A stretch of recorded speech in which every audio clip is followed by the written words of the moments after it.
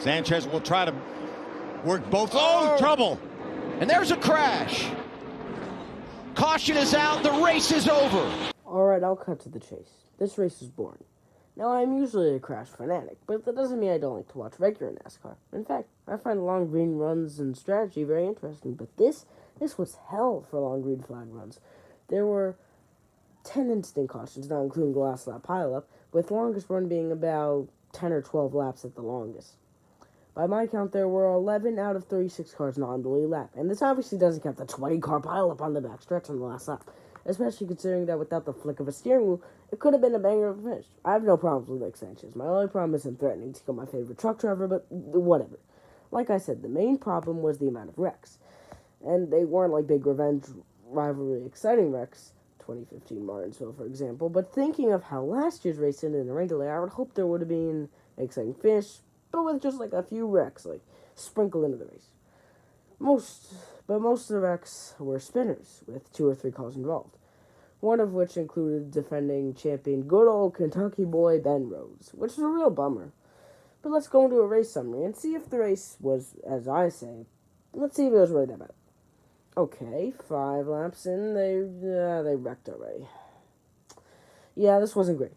Already there was a crash involving 13 cars. Some sack up, which leads to Matt Crafton swerving into Lane Riggs, who I hoped would have had a good race, but big names include Ty Dillon, Jake Garcia, Thad Moffitt, Nick Sanchez, Tanner Grace, Stuart Friesen. Are you sufficiently nauseous? Should I stop?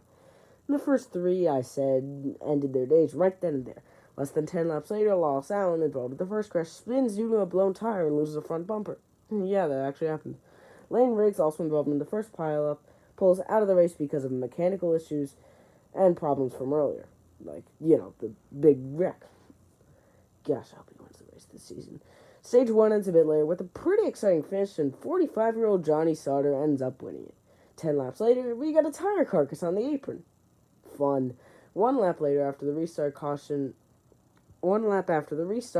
out for a drizzle, and Tyler Ankrum wins the stage. Once again, the weekend looks to be plagued by rain, which really sucks, but at least this time didn't rain into end the truck race, right? Moving to the final stage, a bit after the restart, Keith McGee, who? Spins, bringing out another caution. Alright, let's go lightning round. Lap 57, Brett Holmes and Bailey Curtis spin among others. Ben Rhodes wrecks while going a lap down, collecting a few others, and eliminating himself from the race and a few others from contention. Christian Eckes, Dean Thompson, and 2 others spin a lap 79. Lap 86, Mason Massey slows up, causing a 2-car spin. Nice saves made in lap 94. Alright, let's make it to the oh, come on! Oh man, Ankrum's there this time. Purdy and Eckes, wow. Something to make the counter. Oh, there it is. Yeah, 3 incidents for Eckes, right? Okay, overtime. Alright. Lap 1 done. Seems competitive. Ah, man, they wrecked. Oh, wow. Taylor Gray flipped, and there's like 3 cars unscathed. Wow. A 20-car highway pileup. Like, jeez. Well, good, everyone got away with no injuries, but cars that finished in the top 10 didn't even make it to the finish line. So, yeah, it wasn't great. As I was writing the script and doing this voiceover, I'm watching the ARCA race. And, they just wrecked on lap 4. So, with like a 15-car pileup. Average ARCA race. Everyone knows the ARCA is just a bunch of teenagers causing crash fests every time they're on the track. Jesse Love was my pick to win the title this year, and he isn't even racing in the series.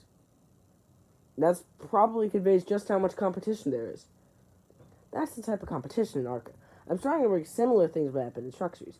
Ben Rhodes won 2 championships, and he says in multiple interviews he has never really been interested in going to a higher series. Yes and no. I'm very happy where I'm at Thor Sport. I wouldn't change anything about that at all. They're the ones that give me my opportunity. This is where I love to be.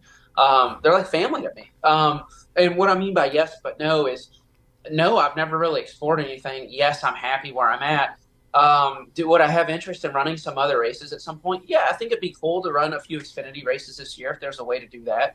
I would still like to try my hand at Cup one day, but, I'm 26 right now, and if I could run trucks for Thor Sport Racing for the entire length of my career, I call that a great career. I mean, look, my goal when I set out to do this was to race NASCAR and win championships, and we're racing NASCAR. We're in the Truck Series, and so far we've won a couple championships.